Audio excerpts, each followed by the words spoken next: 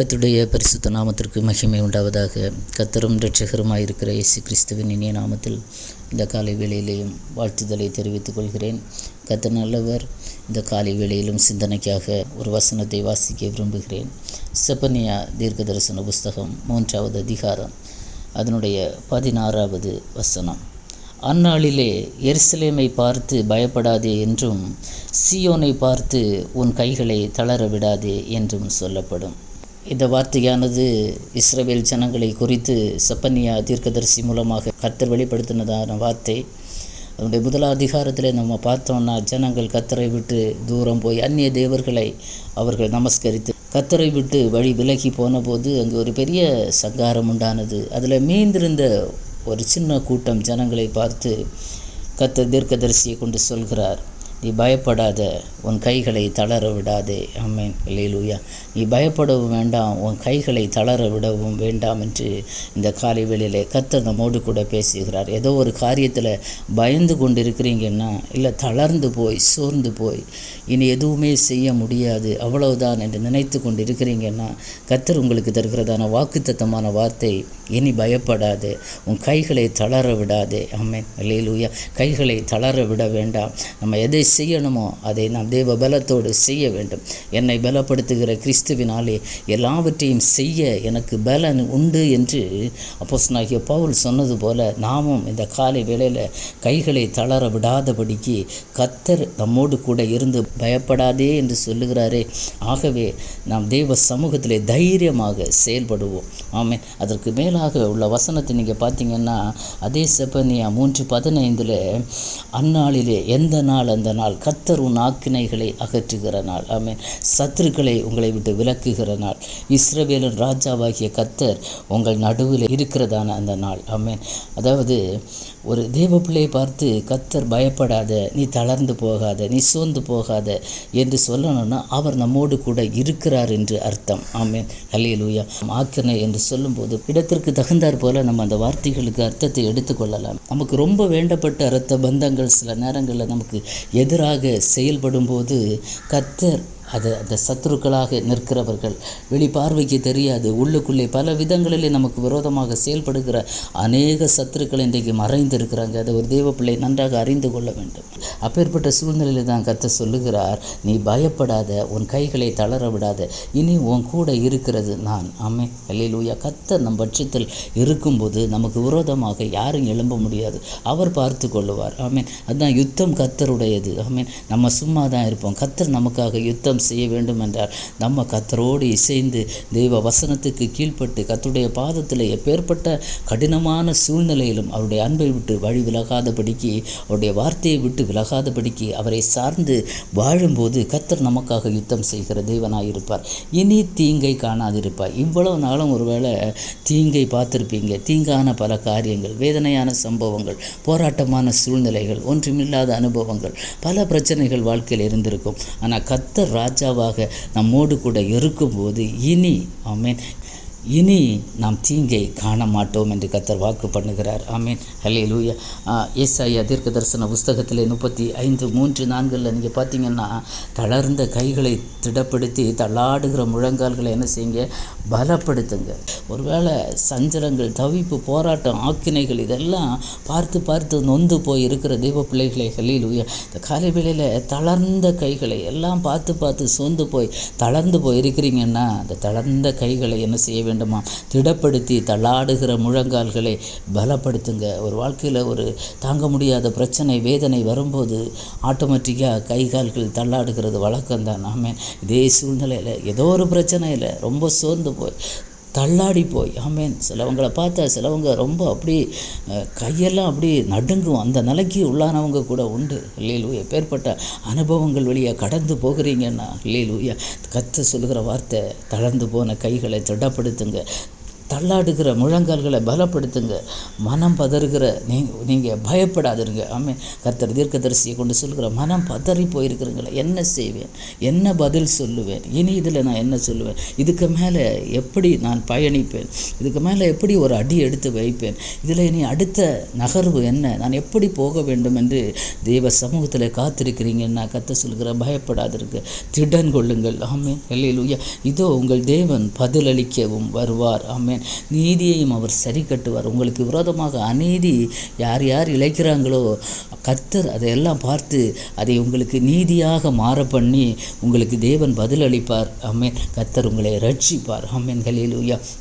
இப்போ இருக்கிறதான இந்த சூழ்நிலை எதுவாக இருந்தாலும் அதிலிருந்து கர்த்தர் உங்களை ரட்சிப்பார். எபிரேயருக்கு அப்போஸ்தலனாகிய பவுல் எழுதும்போது 12:13 பார்த்தீங்கன்னா, எபிரேயர் 12:13 வசனத்தில், ஆகையால் நெகிழ்ந்த கைகளையும் தளர்ந்த முழங்கால்களையும் நீங்கள் திரும்ப நிமிர்த்தி முடமாயிருக்கிறது பிசகி போகாமல் சுஸ்தமாகும்படிக்கு உங்கள் பாதங்களுக்கு வழிகளை செவ்வாய்ப்படுத்துங்கள். இப்போது வேதனைப்பட்டு நொந்து முடங்கி போய் இருக்கிற அனுபவத்திலிருந்து அதில் திரும்ப நீங்கள் எழும்பி ஆமென் முடமாக இருக்கிறது பிசகி போகாமல் சுஸ்தமடையும்படிக்கு என்றைக்கும் இதில் அமிழ்ந்து அப்படியே முடங்கி போய் இருக்க வேண்டியவங்க அல்ல ஆவிக்குரிய தெய்வ பிள்ளைகள். ஆமென். அல்லேலூயா.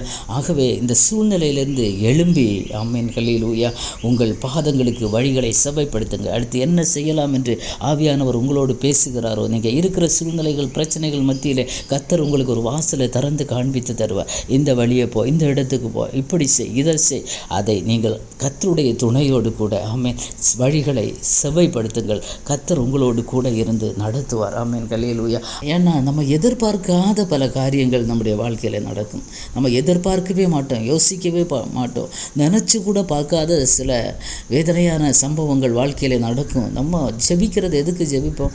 ஒருவேளை ஒரு வியாதி இல்லை, அதற்கு விடுதலைக்காக ஒரு நோயில் இருக்கிறோம், அதிலிருந்து எப்படியாவது கர்த்தாவே எங்களை விடுதலையாக்குங்கப்பா, இதிலிருந்து ஒரு விடுதலையை தாங்க என்று நம்ம ஜெபிப்போம், தெய்வ சமூகத்தில் போராடி ஜெபிப்போம். ஆனால் அதற்கு பதில் வேறு விதமாக இருக்குது, நெகட்டிவாக இருக்கும். அது நிமித்தமாக கலங்கி போய் ஆமென் அல்லேலூயா சோர்ந்து போய் இருக்கிறீங்களா தெய்வ பிள்ளைகளே? அல்லேலூயா. அந்த நேரத்தில் உங்கள் கைகளை அந்த நேரங்களில் தளர விடாதுங்க, முழங்கால்களை சோர்ந்து போக விடாதுங்க. தெய்வ சமூகத்தில் இந்த நாட்களுக்கு பிறகு கர்த்தர் உங்களுக்கு ஒரு பதிலை வைத்திருப்பார். ஆமென் அல்லேலூயா. அப்பேற்பட்ட கடினமான காலங்களில் நம்ம பிரயாணிக்கும் போது நம்முடைய காதுகளில் விசுவாச வார்த்தைகள் துணிக்கட்டும். ஆமென் அல்லேலூயா. அவிசுவாச வார்த்தைகள், நம்மளை வேதனைப்படுத்துகிற வார்த்தைகளுக்கெல்லாம் காதை அடைத்து கொள்ளுங்க. விசுவாச வார்த்தைகள், ஆறுதல் படுத்துகிற வார்த்தைகளுக்காக காதை தரையுங்க. ஆமென் அல்லேலூயா. ஆண்டவருக்கு பிரியமில்லாத காரியங்கள், செய்கைகள், முறுமுறுப்புகள் நம்முடைய வாழ்க்கையில் வர வேண்டாம் தெய்வ பிள்ளைகளை. ஆமென். அநேக பரிசுத்தவான்கள் தெய்வ பிள்ளைகள் இந்த இப்பேற்பட்ட அனுபவங்களில் கடந்து போயிருக்கிறாங்க. ஆகவே நம்ம இந்த நேரங்களில் விசுவாச வார்த்தைகளுக்காக செவி கொடுக்க பழக வேண்டும். ஆமென். எலியாவை போல, எலியா கேட்ட சத்தம் போல ஆமென் அல்லேலூயா பவுலை போல விசுவாச சத்தத்திற்கு நேராக காதுகள் செவி கொடுக்கட்டும். ஆமென். அப்பேற்பட்ட நல்ல விசுவாச சத்தங்கள் ஆவியானவர் உங்கள் காதுகளில் துவனிக்க பண்ணுவார். ஆமென் அல்லேலூயா. நமக்குள்ளே ஆவியானவர் பேச ஆரம்பிப்பார். நம்ம இருக்கிறதான ரொம்ப கடுமையான சூழ்நிலையிலே உட்கார்ந்திருக்கிற தெய்வ பிள்ளைகள் அந்த சூழ்நிலைகளில் மத்தியில் கூட நம்ம கர்த்தரை நோக்கி ஒருவேளை நாவனால் நம்மளால் ஜெபிக்க முடியாது, வாய் திறந்து ஜெபிக்க முடியாது, அவ்வளவு நெருக்கடியான ஒரு சூழ்நிலை. கண்ணீர் மாத்திரம் விண்ணப்பமாக வெளிப்படுகிறதா, இல்லை பெருமூச்சு தான் வெளிப்படுகிறதா? ஆமென் அல்லேலூயா. மௌனமாக இருக்கிறீங்களா? இருதயம் நொறுங்கி போயிருக்கிறீங்களா? அது கூட தேவ சமூகத்தில் பல விண்ணப்பங்களாக போய் சேரும் பரலோகத்தில். கர்த்தர் அதையெல்லாம் பார்த்து கொண்டு தான் இந்த காலை வேளையில் உங்களை பார்த்து சொல்கிறார், அந்நாளிலே ஆமென் அந்நாளிலே கர்த்தர் உங்கள் சத்துருக்களை உங்களை விட்டு விலக்குகிற அந்நாளிலே ஆமென் உங்கள் ஆக்கினைகளை அகற்றுகிற அந்நாளிலே கர்த்தர் உங்கள் நடுவிலே ராஜாவாக வீற்றிருக்கிற அந்நாள் என்கிறது இந்த நாளாக மாறட்டும். ஆமென் அல்லேலூயா. கர்த்தர் பார்த்து சொல்லுங்க, பயப்படாத, உன் கைகளை தளர விடாது. ஆமென். அடுத்து என்ன செய்ய வேண்டும் என்பதற்காக எழும்பு. தள்ளாடுகிற முழங்கால்கள் பலப்படட்டும். ஆமென் அல்லேலூயா.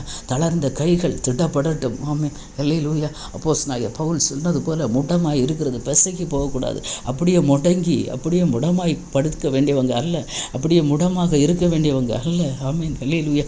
எலியாவை போல எங்கோ போய் ஒரு இயேசுவேலுக்காக ஒளிந்து இருக்க வேண்டியவங்க அல்ல நம்ம. ஆமென். எலியாவை நீ வெளியே வா, நீ பண்ண வேண்டிய பிரயாணம் வெகு தூரம். தேவ பிள்ளைகள் இன்றைக்கு ஒருவேளை இப்படி சோர்ந்து போயிருக்கிறீங்களா? இல்லை, நீங்கள் பண்ண வேண்டிய பிரயாணம் வெகு தூரம். சகோதரனை, நீ பண்ண வேண்டிய பிரயாணம் வெகு தூரம். சகோதரி, நீ பண்ண வேண்டிய பிரயாணம் வெகு தூரம். உன்னை குறித்து கர்த்தருக்கு ஒரு பெரிய திட்டம் தீர்மானம் இருக்கும்போது நீ முடங்கி போய் உன்னுடைய முழங்கால்கள் பிசகி போய் தளர்ந்து போய் இருக்க வேண்டியவள் அல்ல. கர்த்தர் இந்த காலை வேளையில் உன்னை பார்த்து சொல்லுகிறதான ஒரு வார்த்தை, ஹல்லேலூயா, நீ பயப்படாத, உன் கைகளை தளர விடாத. அடுத்த கர்த்தர் நெக்ஸ்ட் லெவலுக்கு உன்னை மாற்றுவார். கர்த்தர் உனக்கு எந்த பாதையை காட்டுகிறாரோ கர்த்தர் உனக்காக ஒரு வாசலை திறப்பார். அந்த வாசலை நீ தைரியமாக கர்த்தருடைய துணையோடு கூட நீ பிரவேசிக்கும் போது பல அடைக்கப்பட்ட வாசல்கள் உனக்கு தானாக திறக்கும். ஹல்லேலூயா. யார் உங்களுக்கு எதிராக செயல்பட்டாங்களோ அவர்களெல்லாம் கர்த்தர் உங்களுக்கு அனுகூலமாக ஆதரவாக இந்த காலை வேளையில் மாற்றுவார். இல்லை அனுகூலம் பண்ணவே முடியாது என்று நிற்கிறவர்களை உங்களை விட்டு கர்த்தர் விலக்கி உங்களுக்கான புதிய வாசலை கர்த்தர் திறந்து தருவார். அன்பான தேவ பிள்ளைகளை, ஹல்லேலூயா, நீங்கள் எதிர்பார்த்து காத்திருந்தது ஒன்று, ஆனால் நடந்தது இன்னொன்று. எதிர்பார்த்த தேவை ஒன்று, ஹல்லேலூயா, ஆனால் எதிர்பார்த்தது கிடைக்கல. நம்பிக்கையோடு காத்திருந்தது ஒன்று, ஆனால் நம்பிக்கை துரோகம், ஹல்லேலூயா, கிடைக்க வேண்டிய இடத்துல கிடைக்காமல், ஹல்லேலூயா, ஏதோ ஒன்றுக்காக நீங்கள் ஜெபித்தது, போராடினீங்க, தெய்வ சமூகத்தில் கண்ணீர் விட்டீங்க, அழுதீங்க, ஆனால் எல்லாமே நெகட்டிவாக நடந்ததா? ஹல்லேலூயா, கலங்காதீங்க. இந்த காலை வேளையில் கர்த்தர் இந்த சூழ்நிலைகள் மத்தியில் உங்களை பார்த்து சொல்கிறார், பயப்படாத, உன் கைகளை தளர விடாதே. நான் உங்கள் நடுவில் ராஜாவாக வீற்றிருக்கிறேன், இனி நீ தீங்கை காண மாட்டாய். ஹல்லேலூயா. விசுவாசிக்க முடிகிறதா தெய்வ பிள்ளைகளை? உங்கள் குடும்ப வாழ்க்கையில் உங்களுக்கு இருக்கிற அந்த பிரச்சனையில் நீங்கள் சோர்ந்து போயிருக்கிறதான அந்த போராட்டத்தின் நடுவில் கர்த்தர் உங்களுக்கு ஒரு வாசலை திறந்து தருவார். ஆகவே பயப்பட வேண்டாம், கைகளை தளர விட வேண்டாம். கண்களை மூடி விசுவாசத்தோடு ஜெபிப்போமா. கிருபை நிறைந்த நல்ல தகப்பனே, இந்த நல்ல காலை வேளைக்காக ஸ்தோத்திரம் ஆண்டவரே. அப்பா, இந்த நாளிலும் அநேக தேவ பிள்ளைகள் அப்பா, ஹல்லேலூயா, பல சோதனைகள், பிரச்சனைகள், போராட்டங்களினால முடங்கி போய் ஆண்டவரே, தளர்ந்த கைகளோடு ஆண்டவரே, தள்ளாடுகிற முழங்கால்களோடு அப்பா, ஏதோ ஒரு சூழ்நிலையில் முடங்கி அப்பா ஒரு மூலையில் இருக்கிறாங்க ஆண்டவரே, ஒரு பக்கத்தில் அப்படியே ஒளிந்து இருக்கிறாங்க அப்பா. ஆண்டவரே, இனி என்ன செய்ய வேண்டும், அடுத்து என்ன செய்ய வேண்டும், எப்படி பயணிக்க வேண்டும், இதில் நான் எப்படி அடுத்த ஸ்டெப் எடுத்து வைப்பேன், என்ன பேசுவேன், என்ன சொல்லுவேன், எப்படி நடப்பேன் என்று தெரியாமல் முடங்கி போயிருக்கிற பிள்ளைகளுக்கு கர்த்தர் தந்த நல்ல வார்த்தைகளுக்காக நன்றி. பயப்படாத, இஸ்ரவேலின் ராஜாவாக நான் உன் நடுவில் இருக்கிறேன் என்று சொன்ன தெய்வமே, ஆண்டவரே, இதை கேட்கிற பிள்ளைகள் யாராவது இந்த அனுபவத்தில் இருந்தாங்கன்னா தகப்பனை நீர் பேசுவீராக. ஆவியானவர் இந்த இருதயங்களோடு பேசுங்கப்பா. உடைந்து நொறுங்கி போய் இருக்கிற இருதயங்களோடு கர்த்தர் பேசுவீராகப்பா. உடைக்கப்பட்ட இருதயங்கள் பலப்படட்டும் தகப்பனை. இஸ்ரவேலின் ராஜா தம்முடைய பிள்ளைகளுடைய இருதயங்களை ஸ்திரப்படுத்துவீராகப்பா.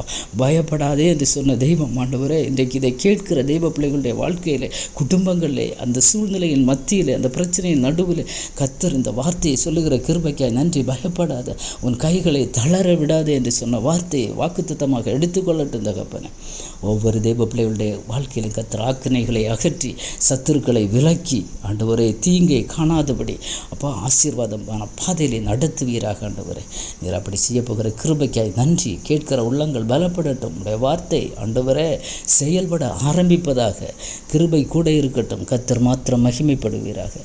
ஆசீர்வதியும் இயேசுவின் மூலம் ஜெபத்தை கேளும் ஜீவனுள்ள நல்ல பிதாவே. ஆமேன். God bless you.